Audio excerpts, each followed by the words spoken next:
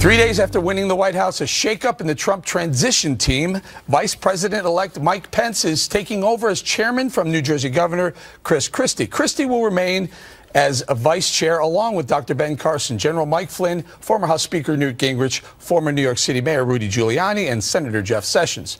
When asked whether or not they are being considered for positions in the new administration, some of Mr. Trump's closest allies are keeping us in suspense. Right now, I'm pretty happy where I am. So it would have to be something where I believe that only I could do that properly. We're having discussions. You know, my goal in all of this is not so much a cabinet position or any type of government position, but to really help America move in the right direction. I don't have any updates for you on transition. I'm sitting here at the RNC, and it's a great job, and that's the one I'm doing, and I love it.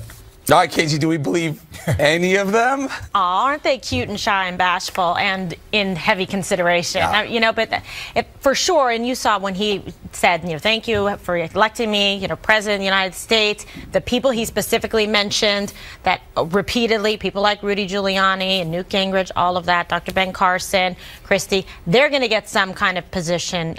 Assuming that they want it, I believe it will be offered. And you heard what Rudy had to say. I imagine he's going to want to have Rudy Giuliani very close by his side, and the former Speaker of the House, Newt Gingrich. And Juan, any thoughts on who we saw? Any thoughts on who might be a surprise, a sleeper? I think, though, the story of the day is Chris Christie's gone.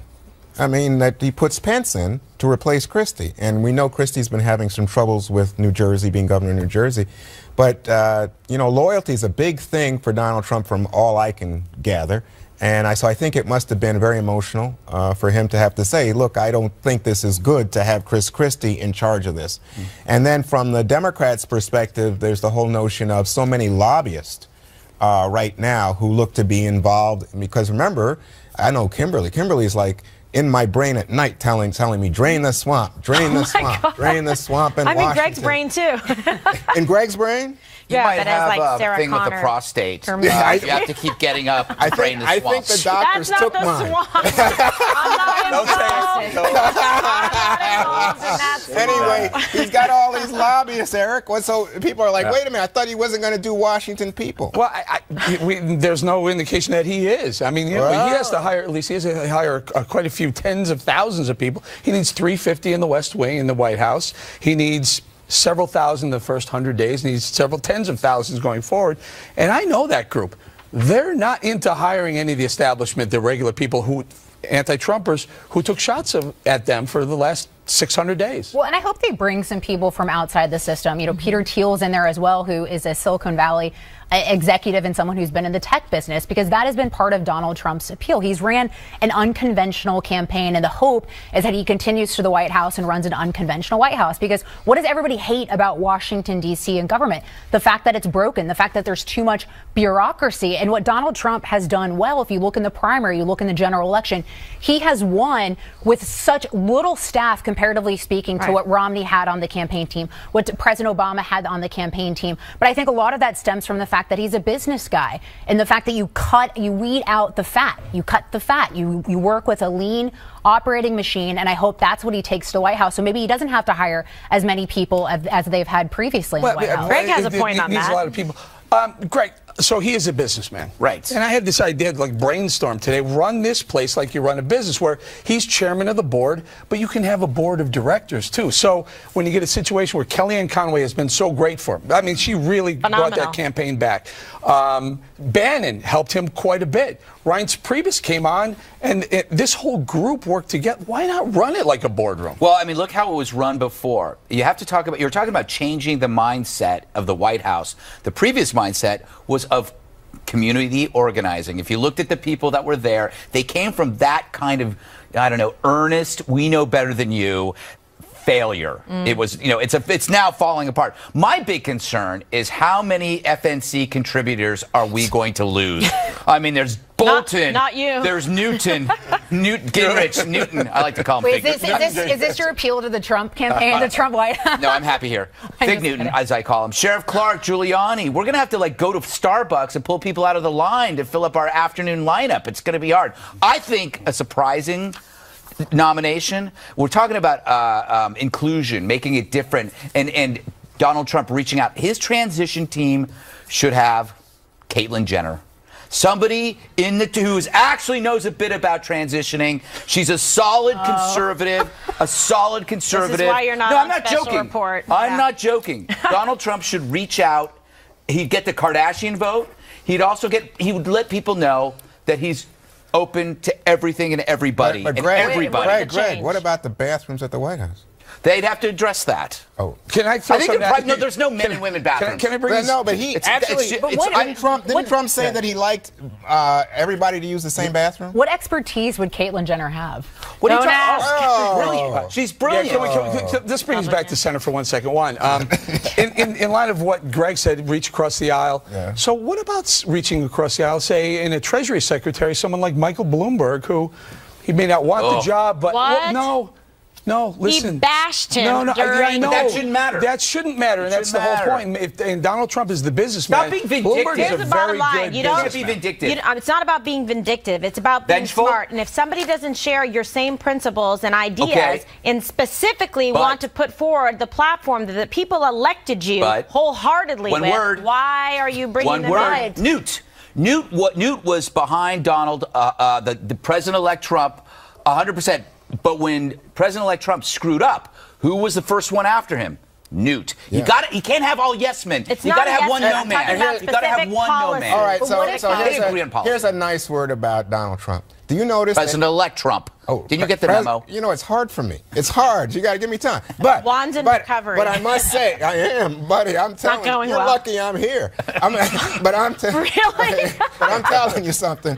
Ed Meese is on this transition team, and Ed Meese was highly critical of Donald Trump. But if you look at someone like Bloomberg, it could be smart politically because Bloomberg has talked about running before. So what if he's eyeing 2020? You put him on your team, you take him out of the running. It's a good way to get one of your political opponents out of the way. The beauty of Bloomberg as a Treasury Secretary, he's not a senior economic advisor, which I would say then you don't want that but person that's what there. I'm saying. But a Treasury Secretary where all he's concerned about the currency, he's concerned about money flows, he's concerned about people not having vindictive currency situations with us. I mean, that's a really fair, balanced approach. Well, for Donald Trump, too, he also has to consider the fact that he wants to keep Republican majorities in the Senate and House. So he has to be careful about if he wants to tap any of the current senators or any of the members of Congress in the House, because he doesn't want those to be open seats. He doesn't want those to end up, in special elections, and then ultimately lose potentially the majority. So I have an idea. I like your idea, by the way, because I think the world of Michael Bloomberg. Yeah. But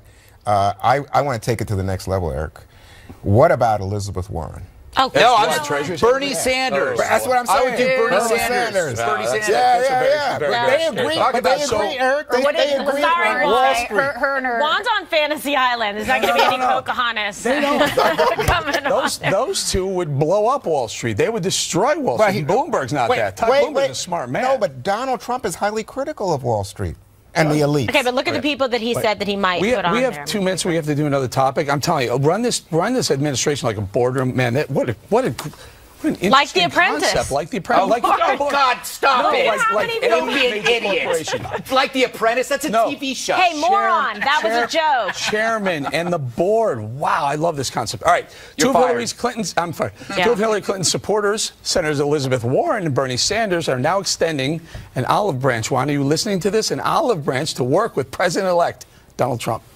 When his goal is to increase the economic security of middle-class families, and count me in. I will push aside our differences, and I will work with him to achieve that goal. Trump talked about his concerns about outsourcing, his concerns about a bad trade policy. If he is serious about reforming our trade policies, creating jobs in America and not in China, let us work with him. And this highlights, Greg, that Trump is not a typical GOP Republican. Okay, this is some of these like things. I would be obviously against Bernie Sanders or Elizabeth Warren anywhere close to the administration. Why? But I said this to you last night at the bar. I said that Donald Trump is not a conservative. I agree with ideologically. You. No, you're he's right. a centrist. You're right. So if he is probably the most amenable to doing stuff like this that any Republican has ever seen. Okay, but Eric, a minute ago you were dogging me for talking about Sanders and Warren. You just put them on TV. I was talking about what they said. They're in favor of free trade. Those two. They're not in favor of NAFTA and not free and TPP. They're in favor of doing away with some of these free trade deals to protect American workers. That's exactly what I just said. So that's what I say to you. Doing away with trade deals, not free trade deals. Okay, no. It's a big difference. And one quick thing, Lisa. I think when you look at Donald Trump's what looks to me the number one thing he's going to do, infrastructure spending. I love it. So does Bernie Sanders, Elizabeth Warren, and Nancy Pelosi. But those two are going to be his troublemakers, because with the diminished Democratic presence in the House and Senate, those guys are going to be the ones that are causing trouble for Donald Trump, causing trouble for Republicans at large. I mean, those are the people he needs to eye. The good news, KG, is that the Republicans held the Senate. They have a stronghold in the House, and 2018 is going to be even better for them in both chambers. Absolutely. They've got the cards on the table, and so fine. Elizabeth Warren and Bernie Sanders, people like that, have nowhere else to pivot. They've got to say we're going to come to the table, and to the extent that they can have some common ground on common sense issues that are going to benefit the working class Americans out there, we can give you a chance. What about Omarosa? Where's she going to go? Get out of here. It's just like The Apprentice. Come on, guys. We'll leave it right there. The programming note. Make sure to tune in this Sunday at 5 p.m. Eastern. We'll be here with a special live post-election edition of The Five. You don't want to miss that. Coming up, it was one of the biggest promises on the campaign trail, repeal and replace Obamacare. But just moments ago, President-elect Donald Trump made some major news on that front, what he's planning on doing now when The Five returns. Obamacare is a disaster. You know it. We all know it. Obamacare will never work. It's very bad health insurance. It is a disastrous plan, and it has to be repealed and replaced. There's a new development regarding Obamacare. After a year of campaigning on the promise to overhaul the health care law, we're now learning that President-elect Trump may be softening his stance a bit. In an interview with the Wall Street Journal, Mr. Trump said that after meeting with President Obama, he will consider leaving in place certain parts of the Affordable Care Act. Greg? Well, okay, two things. President Obama, he's scrambling to save his signature program. It's like watching your car get repossessed in front of all of your friends. And he's like, maybe he can. It's got his name on it. But Trump, I'll say it again, he's moving to the center faster than a kid with an Oreo. And he's like going, you know what, maybe there are some good parts to this this program that we could keep. However, those parts we now know are part of a Republican alternative. Of course. Yeah. Those were two issues that the Republicans said that they would do way back before Obamacare was Obamacare. Remember that big health care meeting with President Obama and Paul Ryan was there?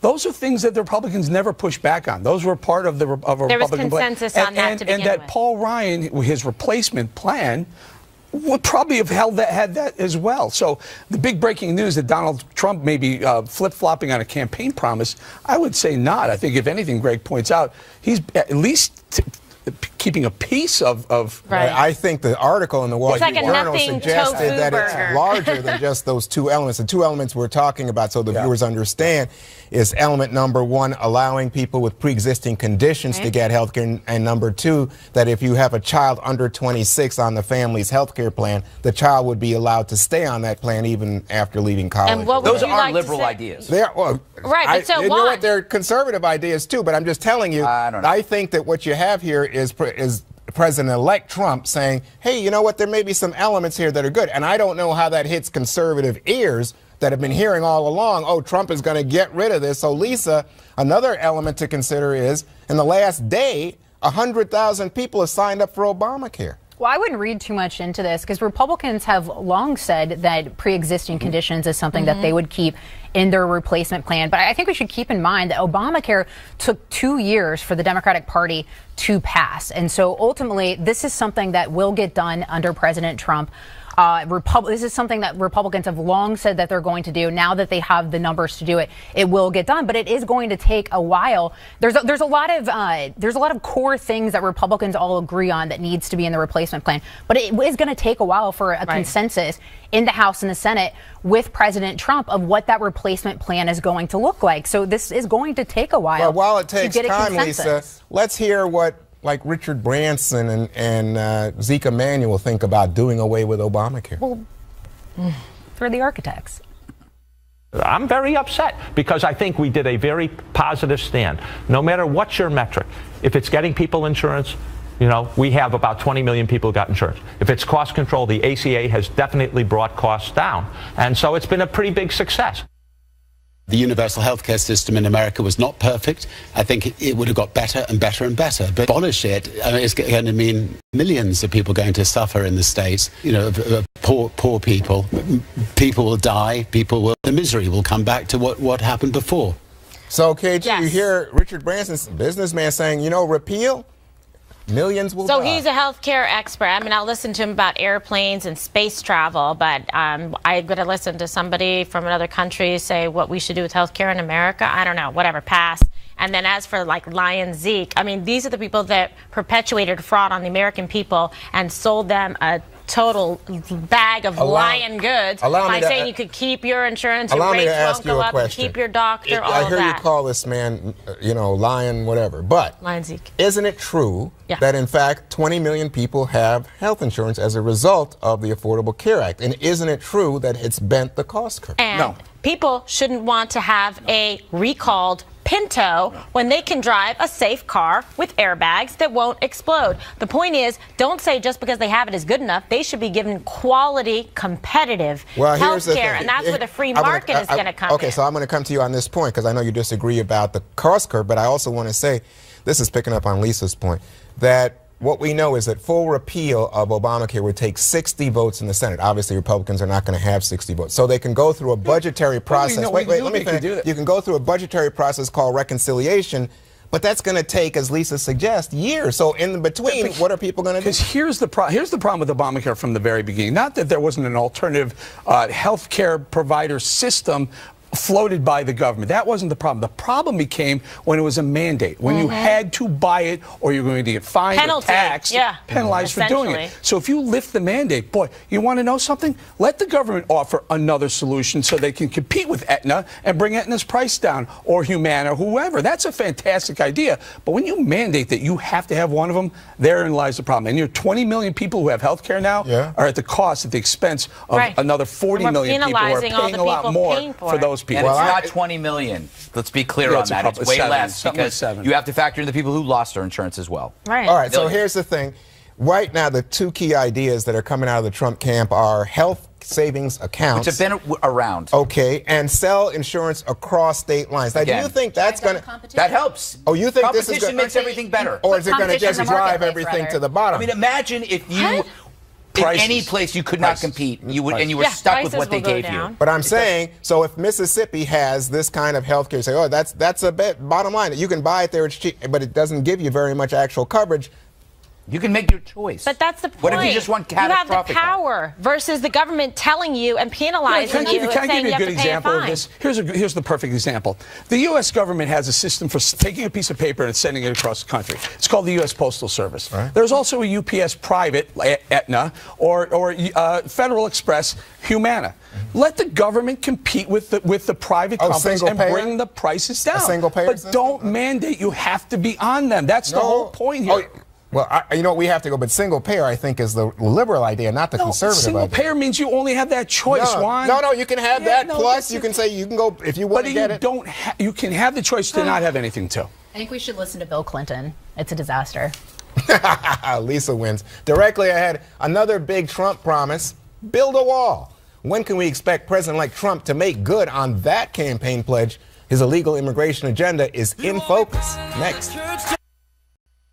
A Trump administration will also secure and defend the borders of the United States. And yes, we will build what? We're going to build the wall.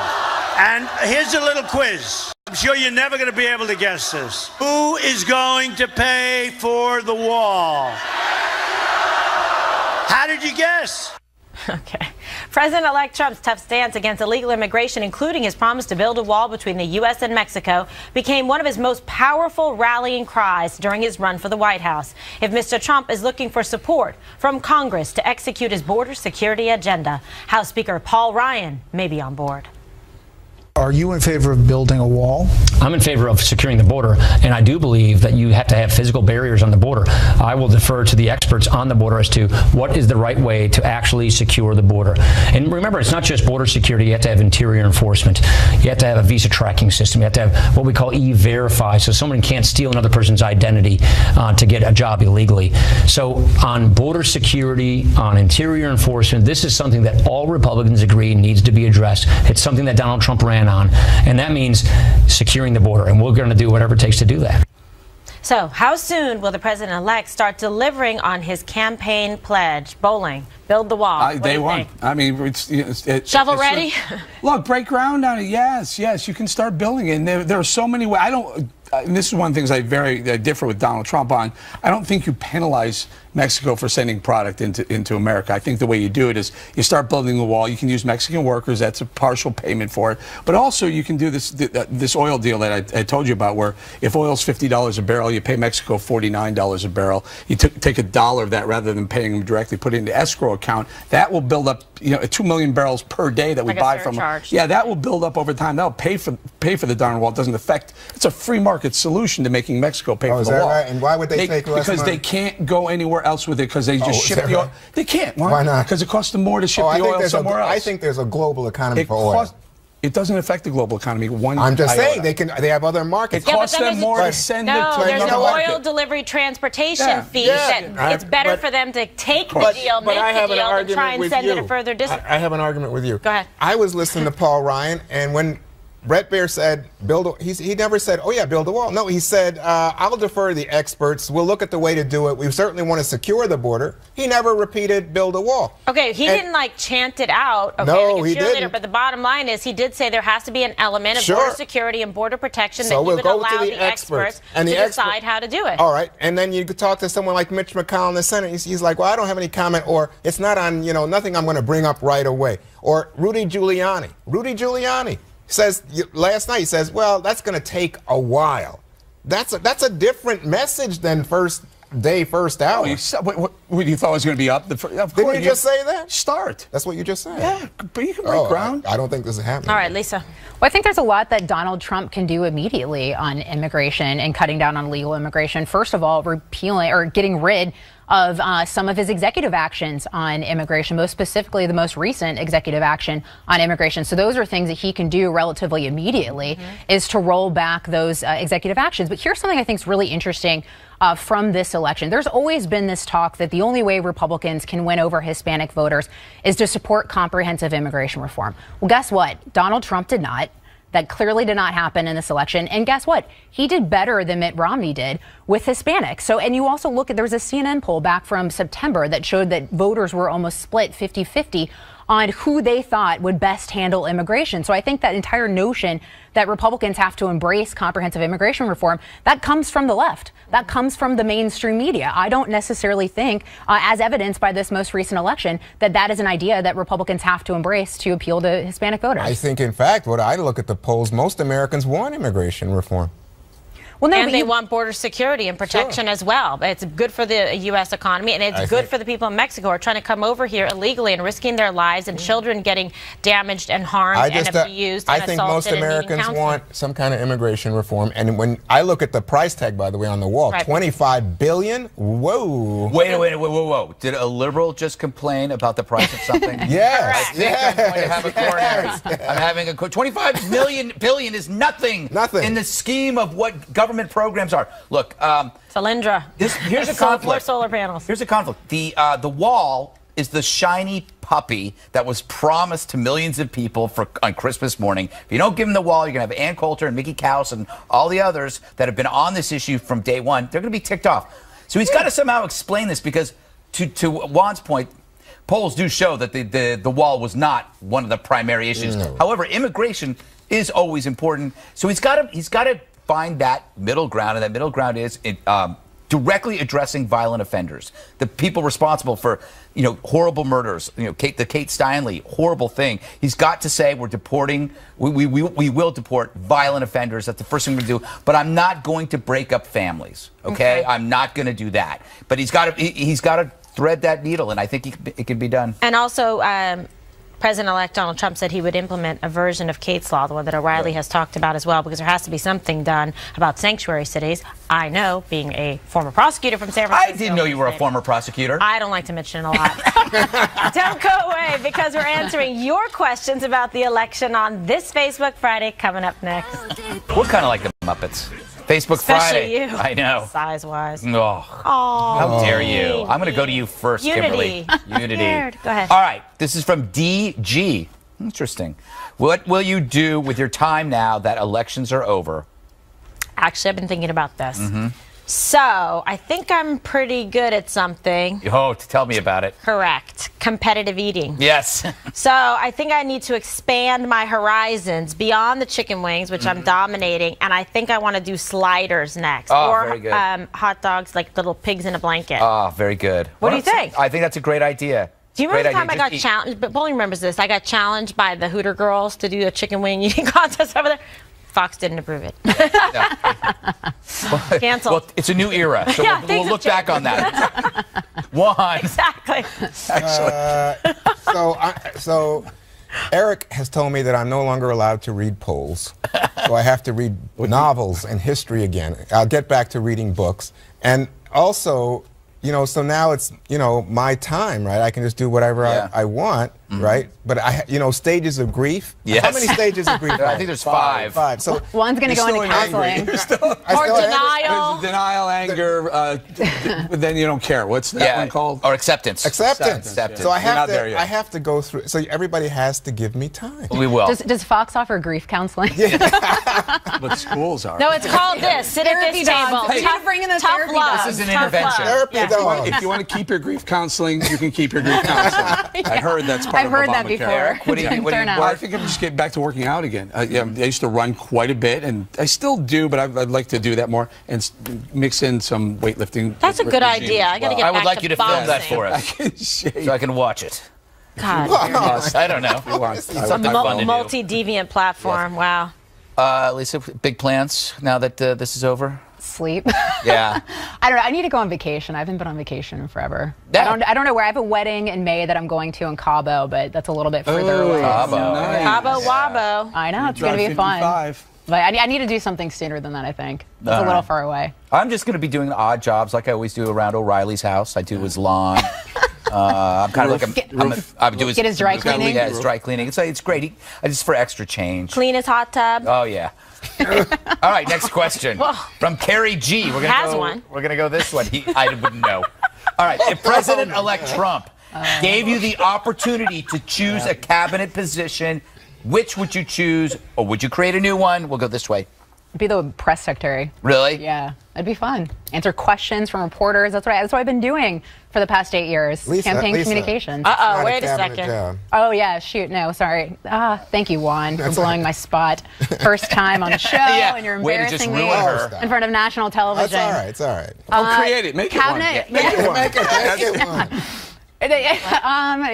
Can we go back to me? I don't know. All right. Aaron. No doubt. If I have to, if I got fired or something, Yeah, you're gonna leave. Clearly, Treasury Secretary. Can you imagine having your name on every paper bill going forward during your? I think you have bigger stuff to do if you're Treasury Secretary. Well, I know, but that'd be cool. A perk. Okay.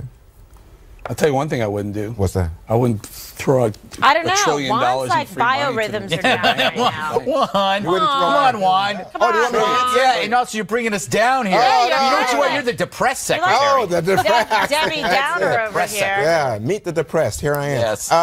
So I would say my interest would be education and doing something about schools and school choice. I would definitely be behind that. And I think Trump would be behind it too, so we would be in sync on that. But I think for you, Greg, I think you should be labor secretary because we have to deal with the bionics and the robots coming. That was going to be. He can create his own little artificial intelligence czar robot obsessor. Well, now that's exactly. I would like to be the Department of Artificial Intelligence. I would do. I would drive everybody crazy because that's all I would talk about all day. God, I all hope day. he's watching. Also, I'd be in charge Please of. take him. I would be in charge of pharmaceuticals. So, like when you come into the White House, you got to put you have to sign in your pharmaceuticals with me, and I will keep it in my special area. And then at the end of the day, you get them back. They'll give you a janitor's closet somewhere. Yes. Perfect. I don't know. There's a lot of jobs I would like to be perfectly honest. Something definitely involved with killing. Yeah. Oh, no. Right?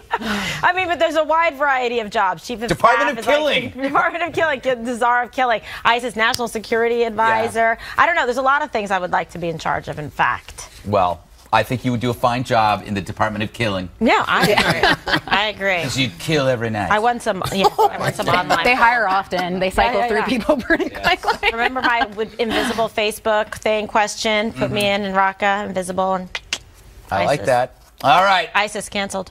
Anti-Trump agitators have temper tantrums for a second night in a row. Is their behavior fair, or is it time to accept the election? That's next in the 5.